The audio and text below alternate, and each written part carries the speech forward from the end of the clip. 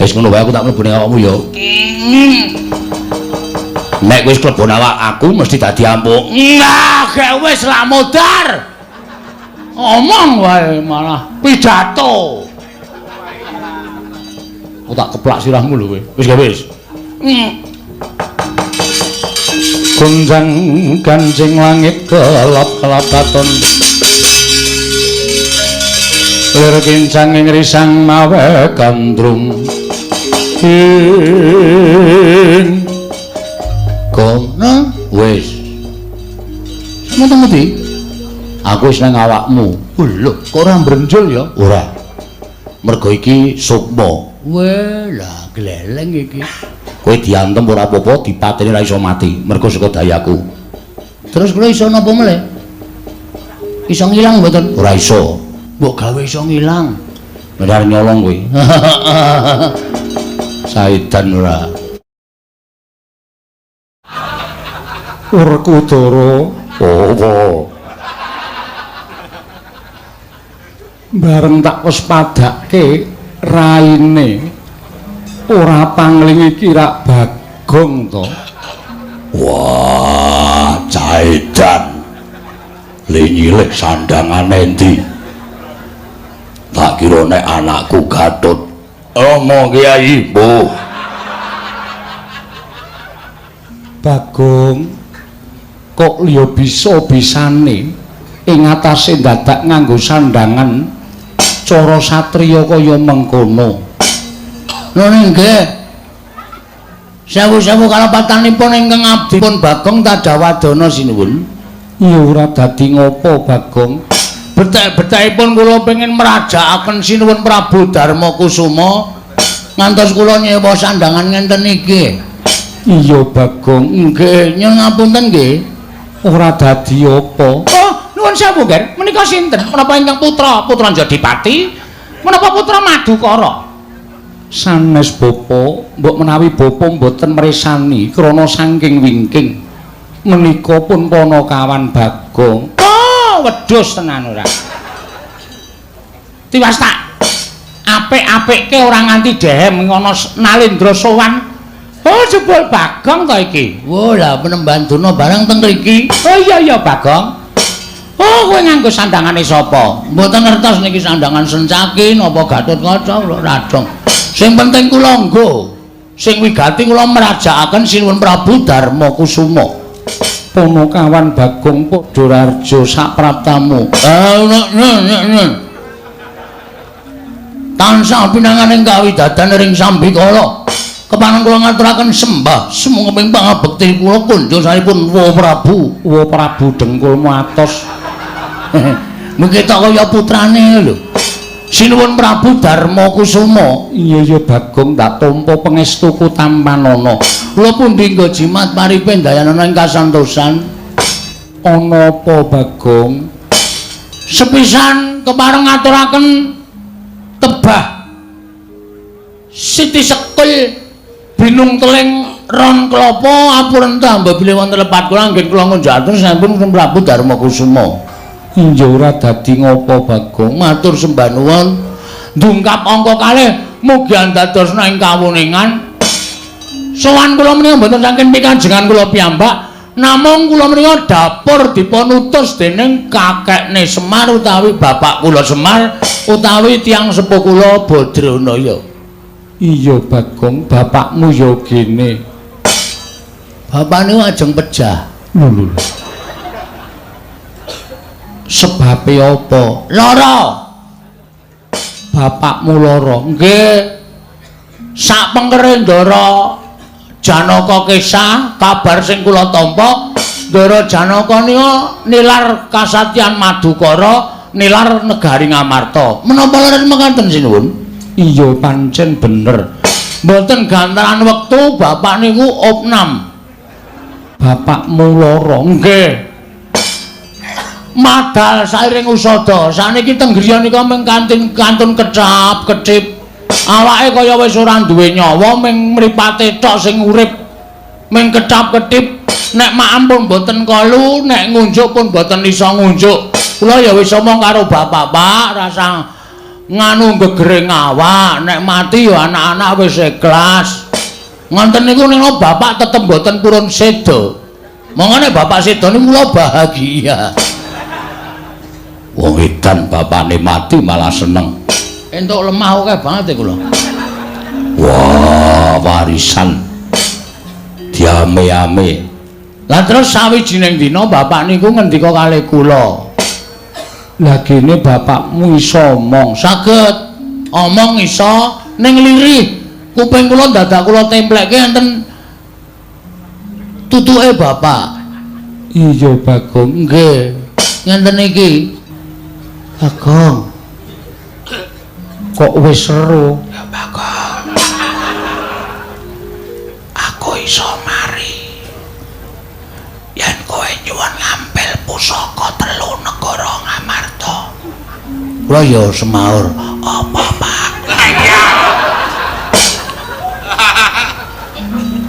Matur sinuwun Prabu. Puntadewa nek aku buta pusaka 3 nggo nambani awakku. Pusaka 3 kuwi apa wae? Setunggal. Tumbak. Waduh lali iki. Wah cilaka iki. Dadak mulih njaluk keterangan bapak ya mung wirawiri. Tumbak baru klinthing. Karo welang. Nah, tempe karo welang. Karo welang.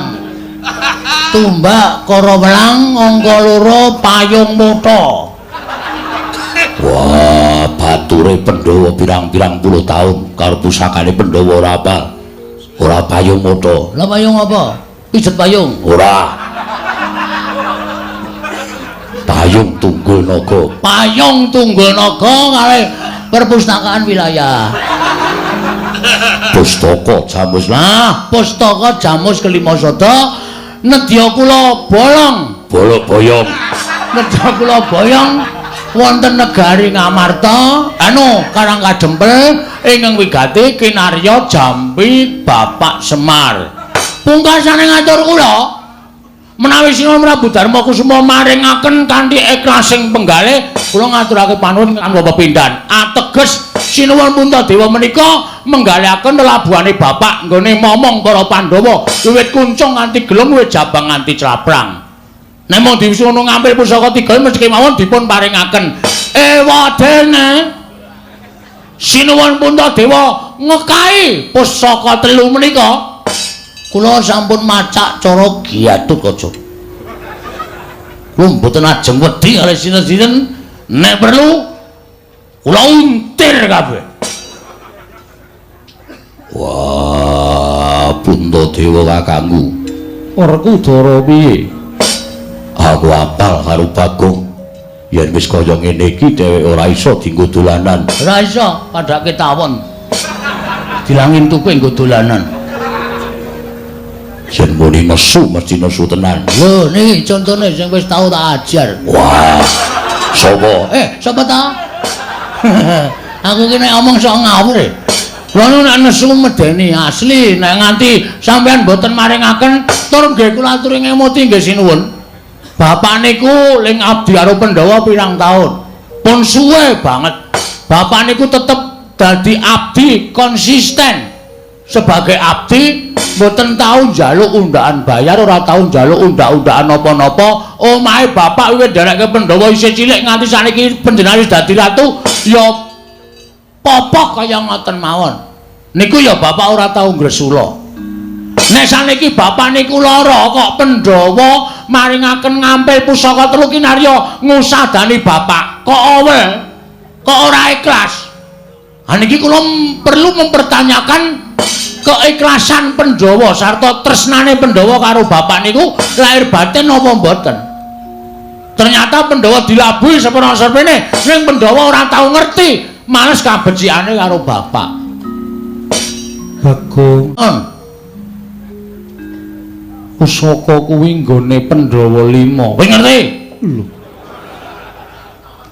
Mula pusaka bakal tak paringke yen Pandhawa wis jangkep. Sebabnya apa kok Pandhawa ora jangkep? Lah kowe wis matur yen bendaramu Janaka lunga saka negara Ngamarta. Oh iya. Ning sing nyuwun niku bapak. bapak niku maring dawuh nek aku waras, aku goleki ndaramu Janaka. Ning gandeng aku kahanane kaya ngene, aku ora iso goleki ndaramu Janaka. Mula aku waluyakno sik srana pusaka telu niku. Mengene bapak pun kebacut waras, bapak sing ajeng nusul utawa goleki ndara Janaka. Ngoten ngendikane bapak. Werkudara piye? Werena. Wah, yen Bagong nganti ngopo-ngopo aku ora tanggung jawab. Kowe sing kudu nanggung. Kembar kepiye? Kula aturi maringaken O Prabu. Kok Prabu aturi maringaken. Bagong menika bocah edan. Menawi ngantos sakmangke mboten pun paringaken geger sampun geger negari Ngamarta. Sinten ing badhe ngendhakaken dhateng pun Panakawan Bagong. Oh. Piye? Anu pripun? Iya Bagong. Lho, paringaken apa mboten? Kusik iki ana perkara. Lho, urung kaya ana masalah. Rawing Bapa Durna mrene uga kepengin mbutuhake pusaka telu Bagong. Gandurna? Iya. Gandurna mbutuhake pusaka telu sebabe Ngastina ketaman pegebluk bisane Waluya ditumbali pusaka telu sing tok kandhakake mau. Mangke riyen saniki kula tak takon karo sampean. Panakawan karo Ngastina abot sapa? Pun ngoten mawon. Panakawan karo Ngastina abot sapa? Kula ndereke sampean niku nganti sikil dienggo sirah dienggo sikil ora tau menuntut napa-napa lho. Terus saniki sampean kok ajeng mbayani wong Ngastina. Sampean le kesia-sia niki wiwit umur 5 taun wis disingkirke saka negara Ngastina, disingkang-singkang karo Kurawa. Nek cara Kurawa, nek cara kula nganti kesusu-susu.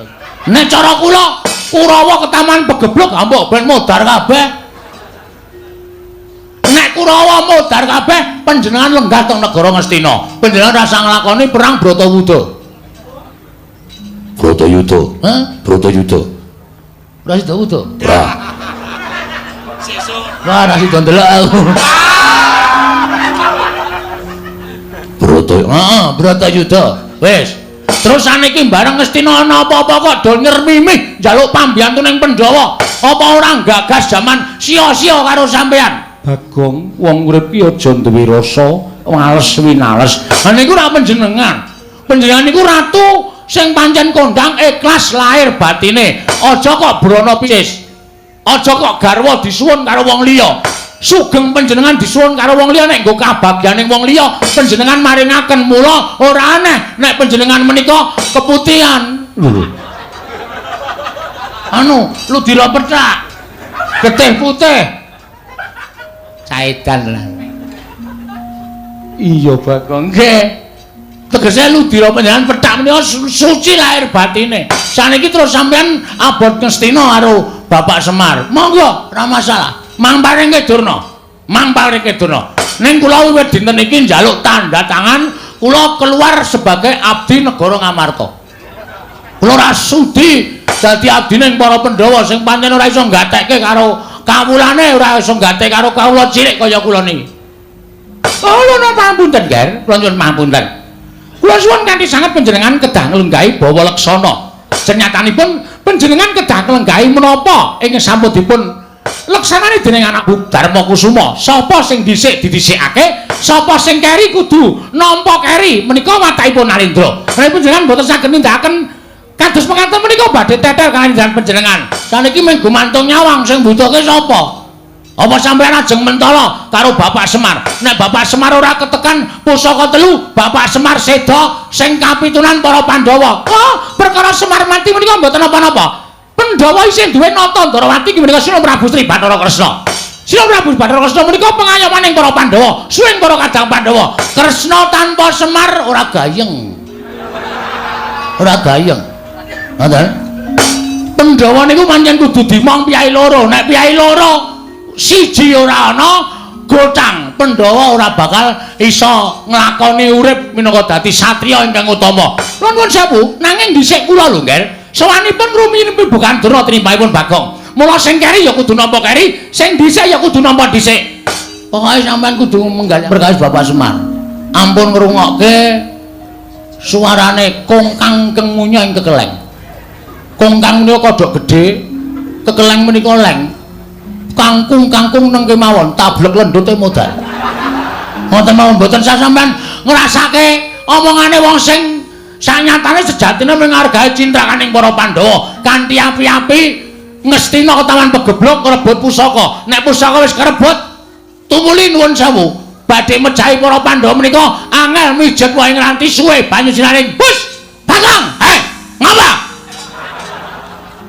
kowe ngecek karo Bagandana mboten ngecek niku nyatane lho nyatane kowe ndakwa karo aku sing elek kula mboten ndakwa ning kula menika mung nggunakake ngelmu titen lha nggunakake ngelmu titen Durna Sengkuni Kurawa niku nek karo Pandhawa asline lair tresna ning batin sengit pun ping pinten sampeyan ajeng renapatine para Pandhawa nek saiki aku pengen nyuwun ngambil pusaka telu mau kinarya nambah rengane kula jeng Kedina ajeng alasan apa kemon kula iso maca ati sampeyan lho nek ngono kowe ndakwa karo aku kula ora perkara ndakwa ning perkara niki perkara Sinuwun Prabu Darma Kusuma ajeng wenehke pusaka dhateng sinten kula panjenengan ngalah paringke sampeyan kula kudu ngalah ora usah nganggo padu iki ku nganggo padu mergo wis wani karo Begawan Durna kowe ngalah kowe kere gedibal 17 wong elek ngelok mripat Semar kae yo mung kere Semar kae wong ora duwe lho Semar mati ya wis ora apa-apa wong sing mati wong ora duwe sing mati men kawula nggo abrak apa Semar Semar urip ben ngebot-boti uripe para Pandhawa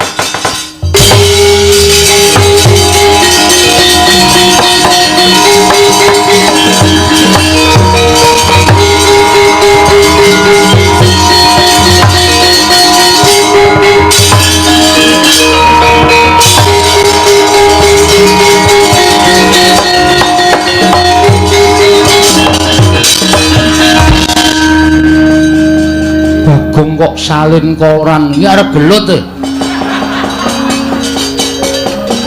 Gelut nang nganggo sandangan kasatriyan ki ribet dadak benake kelat bau. Dadak netepke ira-irahan. Cecok iki ajeng gelut niki kula wis krasa. Nek mboten kula ajangi jembar ndak ming sak kepenake dhewe. Lho. Kowe ketoke bakal wani karo Begawan Durna. Lho, biyen wani saiki wani, Mbah. Ora ana alame Bagong kok wedi karo Begawan Durna iki kapan kula tak takon. Hah? Sampeyan ya wis kelingan nek kula niku mesti wani karo sampeyan. Lah kok dadak takon lho kok arep wani karo Begawan Durna. Bagong niku ora wedi karo sapa-sapa, Mbah. Patokan kula niku anggere bener sing tak belani wong tuwa kula, aja kok sampeyan dewa mudhune Bagong ora gigrek. Hah? Aja kok ming Durna. Sampeyan niku dumeh titele pendhita kondang monyor-monyor ra ning Ngastina. Ha ta? Sampeyan niku upama gambare diumbulke ra tau iso mbukak, kalah terus. Kok sampeyan ajeng nantang karo Bagong. Saiki ngene. Sampeyan butuhke pusaka telu, aku ya butuhke pusaka telu. Digawe sayembara. Lho, sayembara apa? Nek kula kalah karo sampean, sampean boyong pusaka telu. Nek sampean kalah karo Bagong, kula sing boyong. Lho. Oh, lah kewanen bocah iki kewanen ucape. Ora mbok pikir dhisik, wis tak pikir, Mbak. Wis tak pikir. Aku ngerti kowe nggo Kurawa ta, kowe gleleng nggo Kurawa. Kowe iki nek dhewe ya ming cekutas, lekutis. Ora ndek kewanen apa-apa, ning gandeng kowe nggo Kurawa, Dursasana, Kartomawa, Surtayu, Surni, Sinden ngono-ngono. Mesti gleleng. Mesti kaya yak-yak ora. Ning slamus apa ki? Sasuwene urip Bagong iki dilalah kok ora wedi karo Kurawa. Ayo kruyun. Kruyun. Bagong aja gawe dak-dakan ning pasulayan. Sampeyan meneng mboten? Kene ana sing ngisru-ngisru leh kula nesu, ora nyawang sapa-sapa. Amuk kabeh. Nganggo tata krama ora? Nganggo.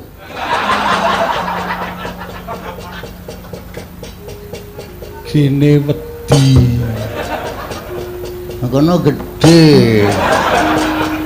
Kesereng. Nganggo akik lendodot. Wah. Lali ra tak copot. Lho nek ngono kok wani karo Begawan Durna, sing tak wedeni apamu?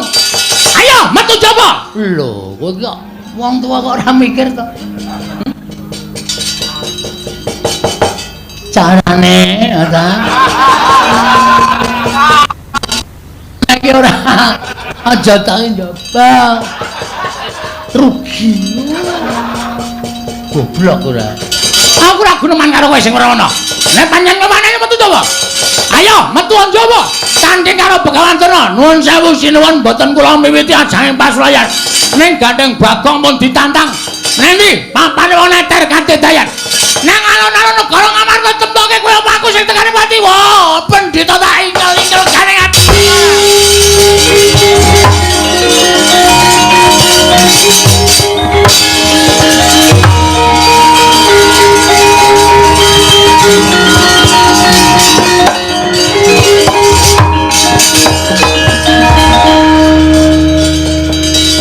Lah wis tantang-tantangan kok malah begogok. Kula ora diwangi ya mudhar tenan. Lah jare mau wani, mau ora ana Begawan Durna. Nek ora ana karepmu piye Bagong? Putrane do mangkat mboten? Sapa? Ndara Gargaca, Ndara Antarja, Ndara Antarsena. Wah, aku ora weruh. Ning pendak-pendak pasewakan mesti eneng Gatot Antarja Antarsena ora bakal tinggal karo kewajiban. Sip. Kula nyuwun ngambil Ndara Antarsena ya. Nggih. Yo. Ndara Antarsena Ndara Gargaca Ndara Antarja kula suwun ngambil. Sawarmu yen anakku gelem ngewangi karo kowe. Jalu ana tulung. Kon ngundurke Kurawa. Sip. Makasih. Iya. Sampun sinuwun kula nyuwun pamit. Sing ati-ati Bagong aja kaya bocah cilik. Darana kula Sedewa kula nyuwun pamit. Ya Bagong sing ati-ati aja kaya iya Bagong sing ati-ati aja kaya bocah cilik. Dara Werkudara kula nyuwun pamit. Ya Bagong sing ati-ati aja kaya bocah cilik. Matur nuwun lho pun paring ngambil Kang Putra. Nek wonten ora ngoten ndak kula kalah karo Kurawa. Wah, ya sing ati-ati. Mergo jroning ati kula ora ikhlas nek pusaka telu ajeng diboyong kali Begawan Durna niku kula ora ikhlas lahir batin. Yo, wis mongso boronga. Nggih, nyuwun pamit. Sing ati-ati aja kaya bocah cilik. Nggih. Sampun sinuwun. Iya ya Bagong aja kaya bocah cilik Panakawan. Nun nggih. Nek mboten ngoten ndak ora rampung-rampung perkarane Durna niku mung arep gawe maksiat. Durna niku mung arep gawe kisruh negara Ngamarta. Kula sing ajeng nambaki. Iya Bagong mangsa barana nggih. Nyuwun pamit sinuwun. Iya sing ati-ati. Sampun Ndara Kembar. Iya Bagong sing ati-ati. Iya Bagong sing ati-ati. Ndara Werkudara nyuwun pamit. Iya Bagong nyuwun ngambil Kang Putra. Iya wis kono. Tak paringi ngambil. Nggih, ngoten mawon nggih mengke ndak selak kewengen malah ora prayoga kedadiane merga niki gawat tenan. Iya. Nek nganti sinuwun Puntadewa kelangan tumbak karo welang payung Tunggul Naga pustaka Jamus Lima Sada niku wong sing ora seneng karo Pandhawa niku ajeng gawe cinakaning para Pandhawa niku angel mijen moing ranti suwe banyu sinaring. Nggih to? Iya. Leres mboten? Bener. Kula nyuwun pamit. Sing ati-ati aja kaya bocah cilik. Ndara Kembar kula nyuwun pamit. Iya Bagong, iya Bagong. Ndara Werkudara. Yo, ana mangkat to. Oh, mangkat sik ya, Jem. Nggih ngeslang dawuh. Kuwi sapa kuwi sik lemu kuwi? Adik kula. Rondo. Wah. Kok ora ngabari aku? Aku ki penggemar. Penggemar tekule atos. Sampun ngoten mawon kula nyuwun pamit sinuwun. Sing ati-ati aja kaya bocah cilik. Nun nggih. Pareng. Iya. Nyuwun pamit Ndara Werkudara. Yo sing ati-ati. Pareng. Yo. Merga kula niku nek wis karo Kurawa jane asli ora seneng. Sengit kula kepati-pati karo Kurawa. Mula kula niku ndek penjangka nek Kurawa ketemu Bagong ijan padha ijan upamane. Iya. Kartomarma pas mlaku-mlaku dhewe ketemu karo kula mesti tantang gelut to. Yakin kula jak gelut mesti. Iya, merga sengitmu karo Kurawa. Nggih. Lah kula lek sengit ki mergane napa? Kurawa niku mesti gawe cintrakane ndara-ndara kula para Pandhawa. Monggo kula tresna ning ndara-ndara kula Pandhawa. Iya, ketok tresnamu karo Pandhawa. Mekaten. Sampun. Iya. Sampun. Iya. Nggih. Yo sing ati-ati. Ndara Kembar pamit. Yo sing ati-ati. Yo sing ati-ati, Bagong. Ora usah kesusu-susu sare-sare. Wis ya inggih ngatos-atos. Ora tak ajar tuman mae nggih. Iya. Nek ora tak waneni ndak durna iki arep suwi-suwi ya ta? Iya. Mergo apa nggih? Yo sing hati-hati. Sampun to, Iya sing hati-hati. Ndara kembar Iya sing hati-hati. kula tak medanjawi Mbuh rawang sulang. lho kok nesu Pamit kok bola-bali. Ngene iki ngopo sangu ora nggawa dhuwit. wah Ora duwe. waduh urung ngomong wis muni ora duwe lho pun ngoten mawon kula nyuwun pamit tambeng mestu Sing hati-hati aja kaya bocah cilik kono kawan. ngono nggih pun mboten ngangge gamelan Iya. ming batur sak kula ditabuhi ngeselke sing do nabuh Iya. iki pate Andakawana to iki Inggih. kok le sowan kok adoh banget Mboten wonten papanipun nggih Lurah Bagong. kuwi nggo 300 Beto. nak sili Ingkang wingi dereng nyaur. iki aku didhawuhi Sinuhun Prabu Puntadewa kok nyilih kowe engko sing nyaur Sinuhun Prabu Puntadewa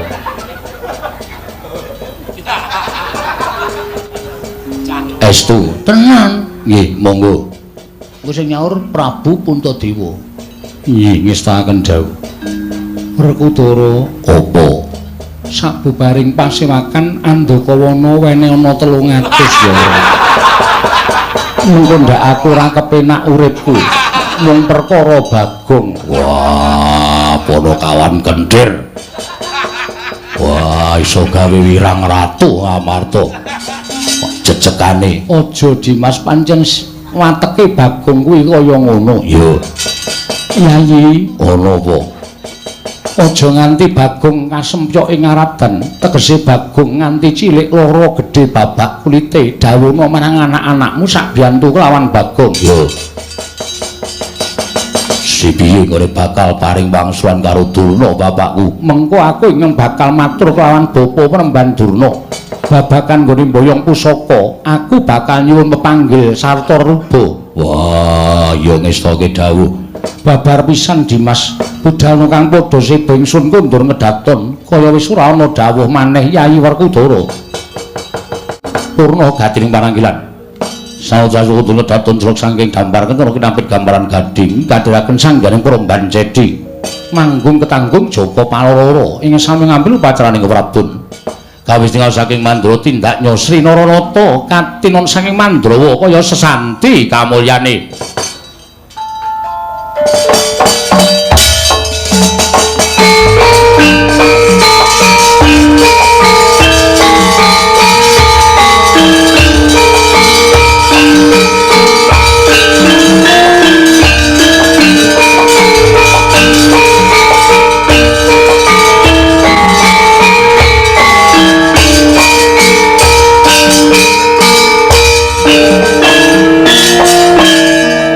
Kang Palata mingal Prang cambo samya madalilir tatiti leting kota dan nyangkung mangunjang niti benjang sangaji mija atinya ngetali wus dosang konto wastratmojo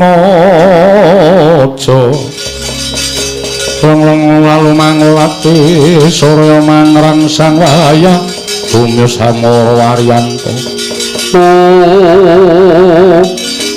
Rama Kyai ingkang putra ing pringgondanipun Gatotkaca Cemadung dawuh. Rama Kyai ingkang putra ing jangkarepipun Antareja Cemadung dawuh. Ana dawuhmu apa, Pak? Mawe karo anak-anak Pandhawa. Wah, Gatot Antareja Antasena.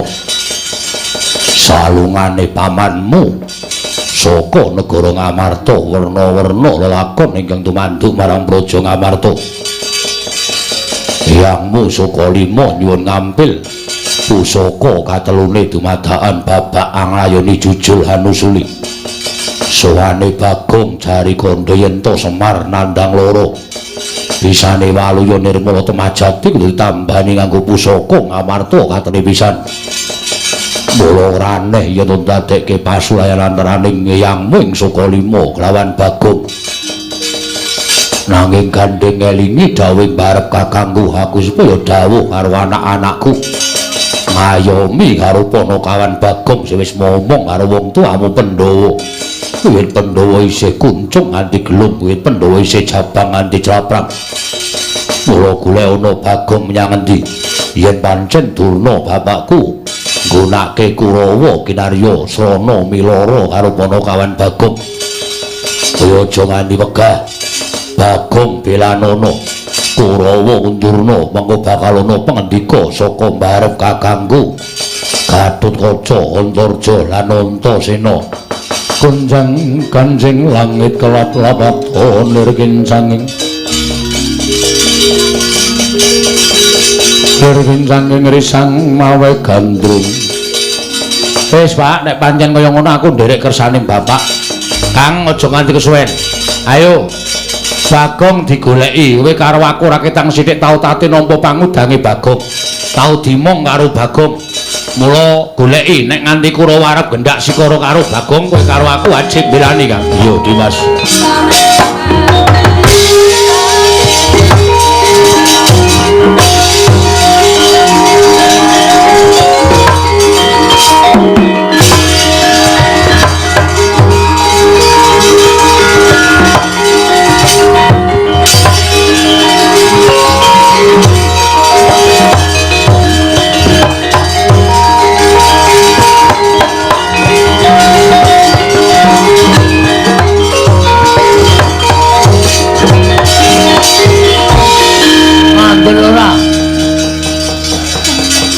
Ora lidok ujare wong daplok. Durna iki nang ndi papan anggring gleleng, anggring gembelo sirahe suarane kemlotak kaya krakal. Mesti nggawa Kurawa. Nek ora nggawa Kurawa Durna iki wonge ora tau wani swara atos.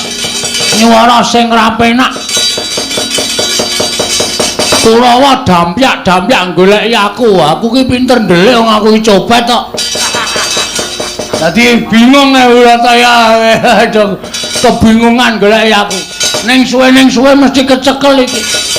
Ndara Werkudara tak suwuni pambiyantu Den Kang Putra kon belani kula nggih. Ha kok bubar pasewakan kok Werkudarane ra ngetok pancen wedhus tenan. Piyayi nek ora iso digugu. Seprene kok ora ana kemliwire Ndara Antasena Ndara Gatotkaca. Nek aku nandingi Kurawa ijen yakin mesti kalah aku. Wong Kurawa ki wong licik. Kurawa ki wong akal ukile wis ketok. Mesti nek mungsuh ijen-ijen kalah karo aku terus ngeroyo, wanine ngeroyo. Nah, nek dikeroyo ya kalah. Kene ora aku cekak-ceket goleki Ndara Antasena Ndara Gatotkaca, Ndara Antarja takon belani aku selak kecekel Kurawa modar. Nek ora goleki Ndara pun suwe. Ayo sawetara. Kok ora dehem ora watuk. Ora lara kon watuk. Pun ngertos lek kula omong. Wis. Terus keputusane?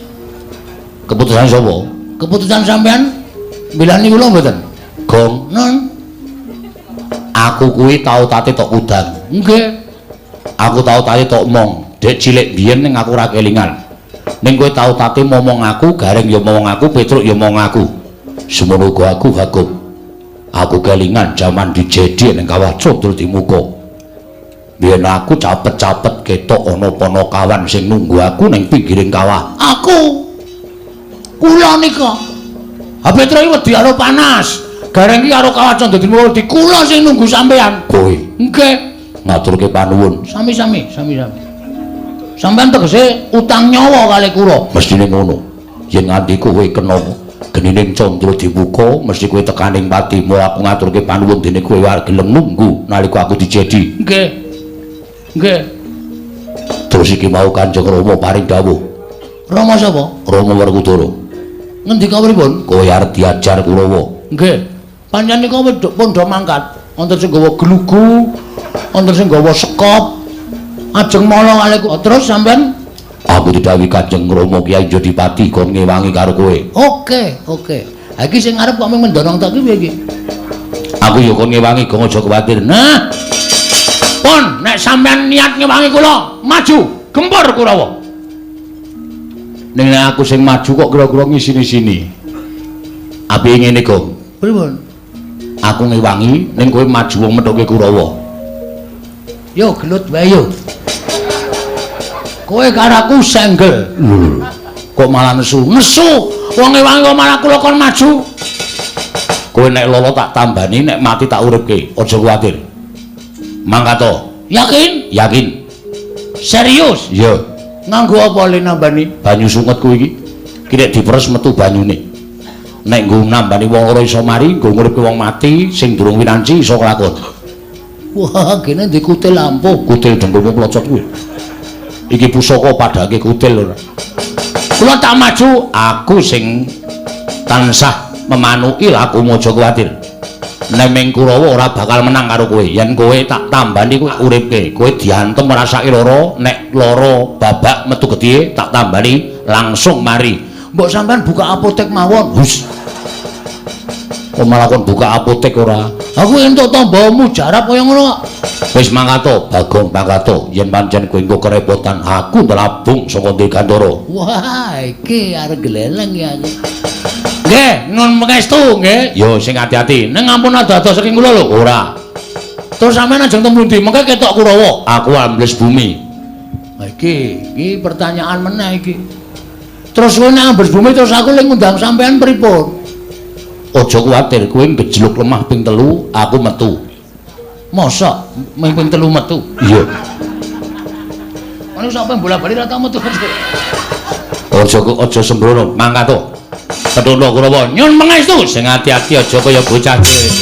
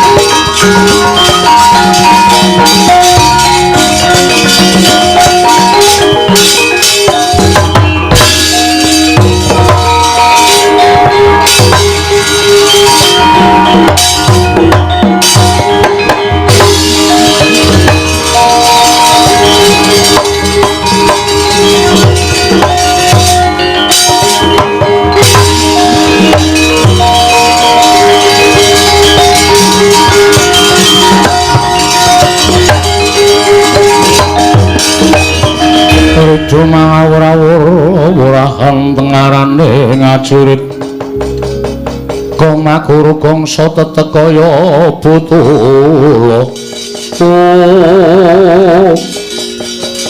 pancen bener apa sing ndikake Kakang Penemban Durna ing atase mung sak derajate Bagong lha kok ngembari marang panguwasaning pendhita ing Sukalima. Iki kaya patih senggone. Iya Bagong, lho ora basa karo aku. Basa ya gelut ora ya jotosan. Ora sang nganggo basa-basa nang kene iki ning alun-alun. Monggo aku mau nantang karo Begawan Durna sing ketok patih sengkuni sak kurawane jelas kowe mbelani Begawan Durna. Pancen kepara nyata. Rasah kowe ana omong sing tanpa guna. Kowe po kartos lebar ku sing maju. Karto marmu atus libur dengkulmu mlocot. Heeh, karto marmu sing maju. Kowe aku ya wani, karto marmo aku ya turah wani. Aja kemeng karto marmo ijen. Kerubutan sak Kurawa ora bakal tak tinggal loncat. Lah serep nyawamu. Ora serep bener dadi maling. Ayo. Kowe apa aku sing tekaning pati? Wani karo Kurawa. Sing tak wedeni apamu? Mo karto marmo wonten timbalan. Kowe iso mateni Bagong cilik iso mbondo tangane ngrincung sikile. Nampa bebungah saka Kakang Penemban Durna. Bagong, kowe ngao. Ngalah piye? Ora iso kon ngalah. Cepeleke ora. Aku kalah nek wis tekaning pati, ngatang-ngatang dadi batang. Wis sipate Bagong ngono kuwi. Kowe wae mo sing ngalah. Kowe bali kowe mbane remuk sirahmu kowe. Lho, apa kira-kira iso ngalahke Kartomarma? Wae lah. didelok malam ini. Bengi iki kaya aku sing tekaning pati. Pedhot sirahmu, ha? Pedhot gulumu. Wah, gimer sirahmu tak nggo gatheng kowe.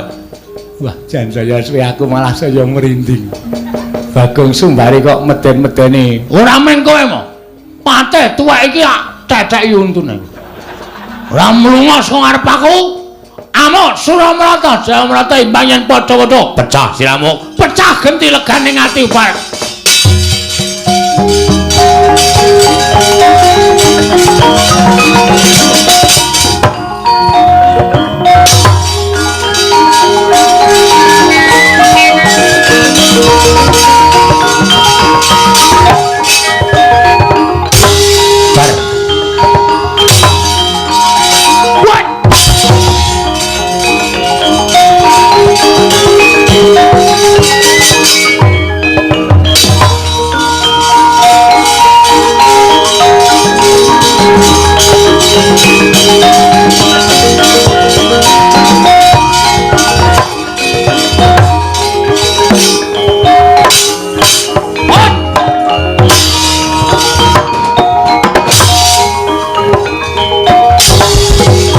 Asem tak petok.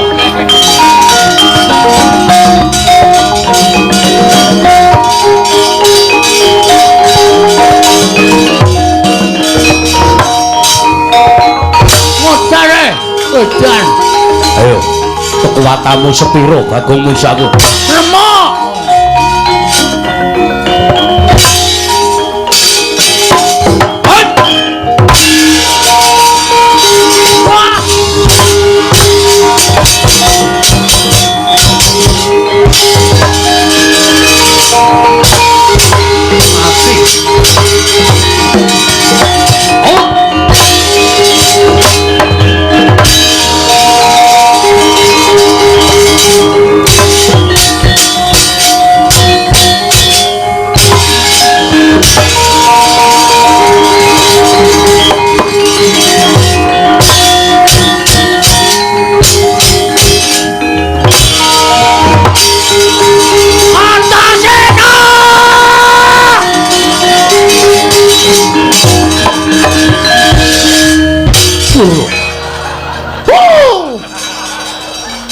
Ngapa? Oh, arep modar aku pisan. Mau janjine piye? Gejluk lemah ping 3. Wis luwih saka ping 3. Nganti sing tak gejluk ngolet-ngolet. Ra metu-metu. Ya sing gedhe pangapuramu kurang seru, Gong. Wah, ngono carane ngene iki gak aku enggak main aku. Enggak main piye? Wis ora nggo perang-perangan. Aki sing ngglok iki nglocop bathuke iki. Ki udah gede iki. Tambani nganggo sungutku mari. Wih lho. Heeh. Ki nggon unyeng-unyeng iki. Kuwi borok kok. Oh iya, Ding. Tambane iya. Yo. Ndak gatel. Yo. Malah nambani borokmu barang. Sonana wah wis ora tertib mah aku. Maju meneh, aku tak rasa ambles bumi. Engko konangan. Lera penak ning kono kuwi, Gong. Nek konangan tak dikira wong Pandhawa mbelani karo kowe. Lah ya kowe. Ngene wae. Piye? Lho, ora bosok anu pripun? Aku tak manji ning awakmu. Manjen awakku piye? Manji ning jero awakmu. Kowe engko diantem ora krasa, dipateni ora iso mati. Iki serius. Iya. Tenan. Lihat ndi? Lagine? Ora iso. Kene apa piye? Ciut ning ngombo iki. Yo. Elastis. Ora sudi. Metu ngendi kok ngewohke? Kowe ngamet ambegan, aku tak mlebu ning awakmu. Ngamet ambegan? Wis ya wis. Nek aku mlebu ning awakmu kowe dikapak-apake ora apa-apa. Lah mulya ditibani gaman mesti kowe ora apa-apa. Mergo kowe kedunungan aku kuwi dadi ampuh. Wis ngono wae aku tak mlebu ning awakmu ya. Nek wis klebon awak aku mesti dadi ampuh. Nah, gek wis lah modar. Omong wae malah pidato. Aku tak keplak sirahmu lho kowe. Wis gak wis. Gunjang kancing langit kelap-kelap katon. Lir kincang ing risang mawe gandrung. Kono wis. Semono-moti. Aku wis nang awakmu. Lho, kok ora mbrenjol ya? Ora. Mergo iki sukma. Weh, lah gleleng iki. Kowe diantem ora apa-apa, dipateni ora iso mati. Mergo saka dayaku. Terus kula iso napa meneh? Iso ngilang mboten? Ora iso. Mbok gawe iso ngilang. Benar nyolong kowe. Saidan ora. Ambles bumi ya iso, mabur ya iso. Weh, lah kok sampean nek dadi wong biasa ora iso mabur? Mergo aku ora dikeparengake mabur. Nek aku sing duwe kekuatan iso mabur. Wo. Nek ambles bumi ngampet-ambegan niat ingsun ambles bumi, terus sirahmu tatapno aspal ngarep kuwi. ki anggere kok ora au gejegluk tak jak senggel. Iya. Ngampet-ambegan. Weh. Ora sida. Weh, engko nek ra nyata mlenthung dase. Nyata-nyata gawe wis. Niat ingsun ambles bumi. Wah, lah bumi iki peteng tenan. Ora ana apa-apa, Buna.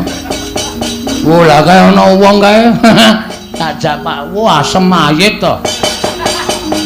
Jaratan ketole mringis medhung olah. Ah. Nek mabur Sirahe gedruk ping 3 niat ingsun mabur. mbok sing apik omongane. Ya anu sikil. Wah, antasena iki arep nyilakake sirah kok kon gedruk ping 3. Ayo mumet mabur tenan kon melayang. Sikil gedruk ping 3 niat ingsun mumet. Niat ingsun mabur. Kowe aja tiru aku to, antasena.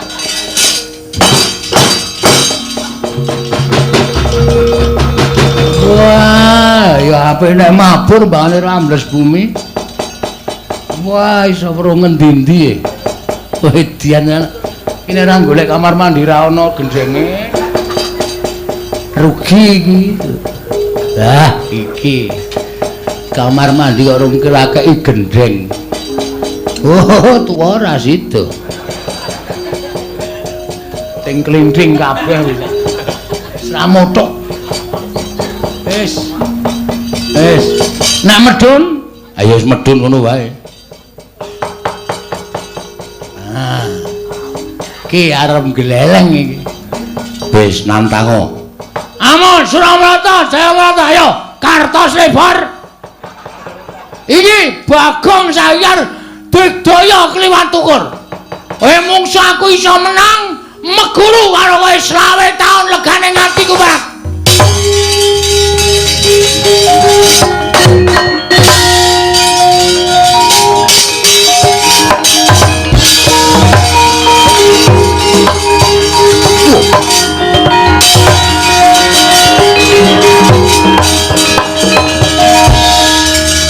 Mripate kok mendelik Wae mataku ambar ngopo. sajahe mentas meguru anyar. Ora memper meguru kok ming sedilit. Ning matek aji jaya kawijayan.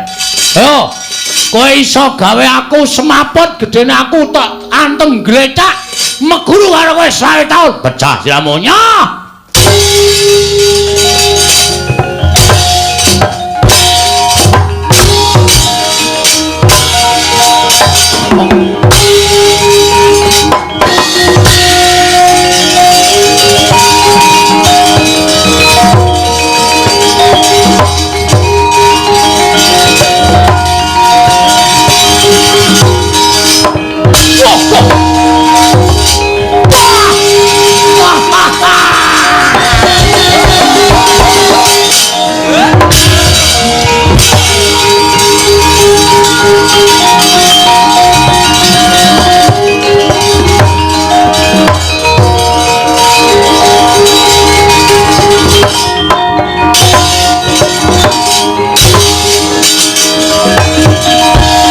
Isih lagi ngematke wong gawa kopi.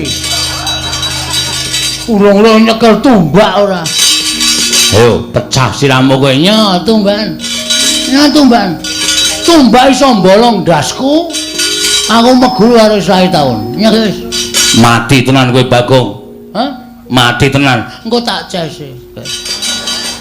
Mangga entek baterai colokan listrik murup meneh, guys. Aja edan. Ora edan serius iki. Pecah siramu. Nya.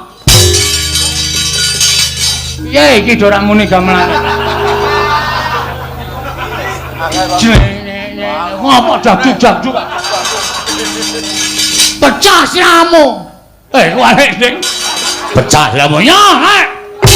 Ah ngono. Hot.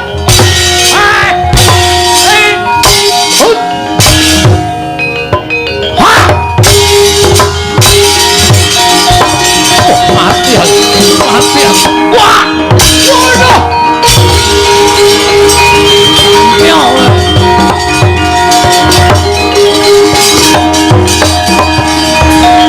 Gledek dasmu wis maput ora.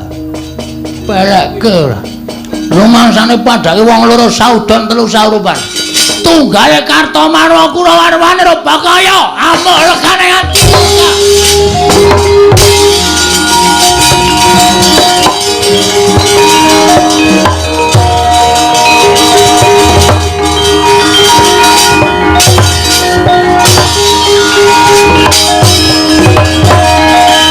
Sapa kowe?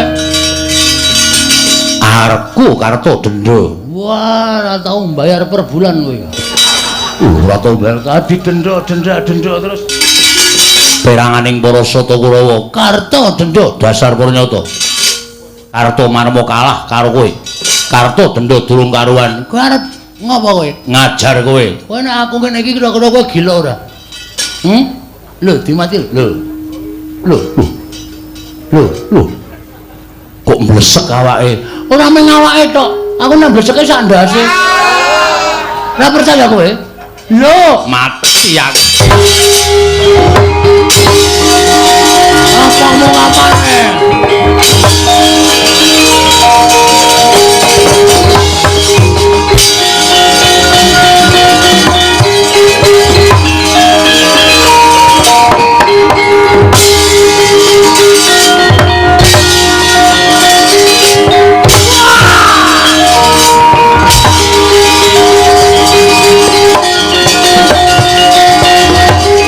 Ayo, Kurawa maju, keroyok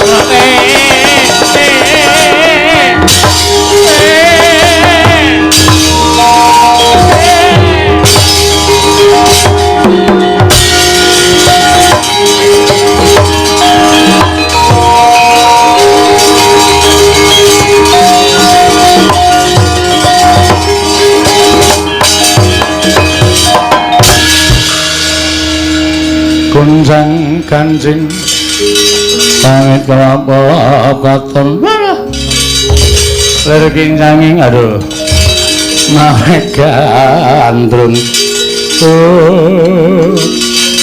nyuwun pangapunten Kakang Durna lagi metu wis kesonjo mbaya mboten nginten babar pisan nek Bagong digdayane kliwat ukur lho Bagong digdaya mergane kula sawang sing katebian iso ambles bumi.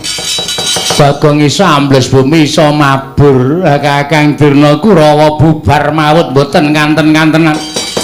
Kula sumanggaken Kakang Premban Durna. Oh, lole Bagong aja pamer. Kuat nampani Kyai Cundha maneh aku meguru karo kowe keparat.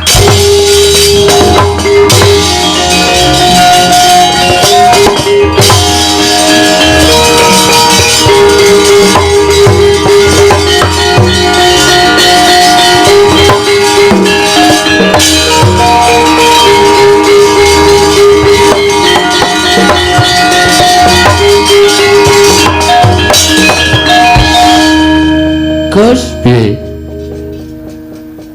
Durna beto drei, Ndai dengkulmu. Kae dudu drei. lha napa?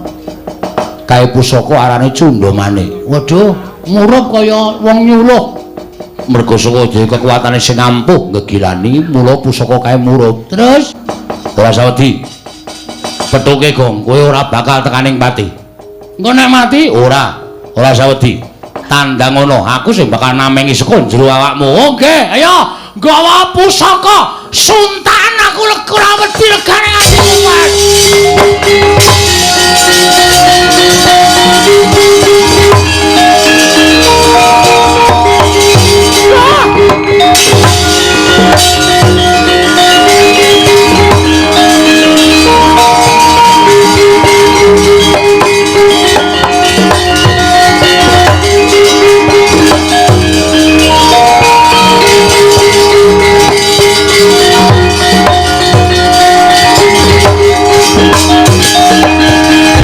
Pandita kang minarya wangsit pindha gombang kang ajaping tawang susuh ngin ngendi nggone entos nalu kembal manyar-manyar duk ning dungkul wana dadi alas-alas dadi wana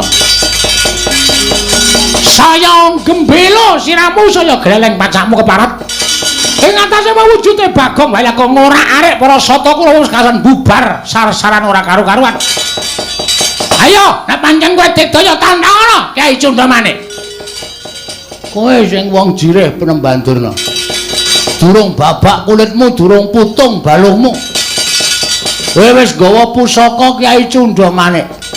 Ayo, nek pancen pusakamu iki digdaya tamakna dadane Bagong. Loh, kowe wani nambani Kyai Cundamanik? Ora wani sebab apa? Pusaka ampuh karo ora gumantung kowe. Ning gumantung kelakuane sing duwe pusaka. Nek kelakuane sing duwe pusaka kuwi elek, tumindake angkor budi candala, pusaka sing ampuh ora bakal ana dayane apa-apa. Ora percaya? Bisa dibuktikan. Silakan. Lho kuwi nyatane kaya ngono. Kabeh-kabeh kuwi mung gumantung ana kersaning sing gawe urip. Ampuhing pusaka, ampuhing menungsa, malati papan panggonan ki mung gumantung karo sing gawe urip. Hah? Wis tau ngerti critane Nabi Musa? Loh. Pendhita ora tau menyang pengajian. Nabi Musa ae tau ngomong ya. Kae entuk firman saka Gusti Allah. Musa, tongkat kuwi sabetno ning Laut Merah. Mergo entuk firman saka sing gawe urip, mula tongkate ampuh. Nek wis ora diparingi firman karo Gusti sing akarya jagat, tongkat kae ya mung kayu ngono wae ora ana dayane apa-apa.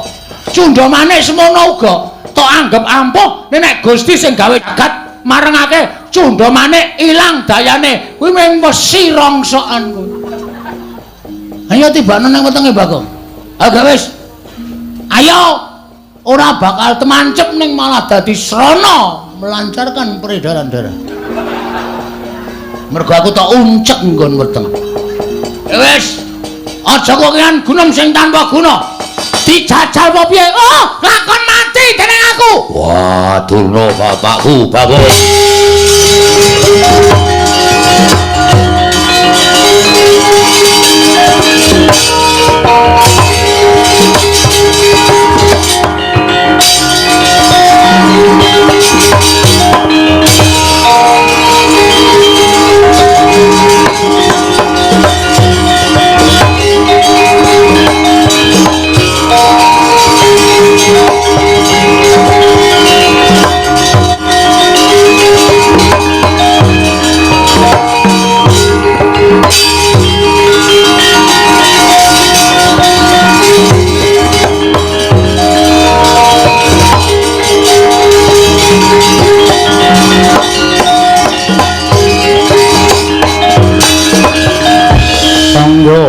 Para Pandhawa mbiya gumulung nangung siring sata Kurawa kambaung Wisra katitih merut layut sagung Ratu. Kula nuwun pangapunten, Nger. Iya, awis saking pangatenipun ponakan Bagong saengga kula damel ribet wonten ing negari Ngamarta sewu-sewu kalepatanipun ingkang Bapa Tandhah Wadana. Bapa Penemban. Mestinipun Bapa Penemban Durna menika saged menggalih Bagong menika namung drajating Panakawan. Nanging sabab menapa panjenenganipun Bapa Penemban Durna mituruti dhateng menapa ing dados pikajenganipun Panakawan Bagong. Wah, inggih amargi Bagong sampun kurang ajar dhateng Bapa ing Sukalima. Bagong sampun ngias dhateng Bapa ing Sukalima. Bagong sajaipun sampun ngilani dhateng Bapa ing Sukalima. Namung semantena kang kinten kula Bagong namung dapur gegojekan. Mboten gadhahi niat wantun kaliyan Bapa Panembahan Durna. Inggih ngaten kula nyuwun mangapunten lan salajengipun kula nyuwun dawuh saking Paduka anak Prabu Puntadewa. Menggah kados pundi babakan perkawis menika? Sapurnaning pasewakan ingkang putra tumuli manjing wonten ing sanggar pamelengan nyuwun dhateng panguwasaning Dat Kanggur Wengdat. Mugi-mugi pikantuka pepadang nyatanipun Dewa Asung pepadang dhateng ingkang putra pun Darma Kusuma. Jawata paring wangsit pusaka katiganipun menika kedah dipun lintoni. Lho, dipun lintoni menapa? Dipun lintoni wujuding kanugrahan ingkang badhe mandhap wonten ing jagat ingkang nami Wahyu Jati Wasesa Bapa Panembahan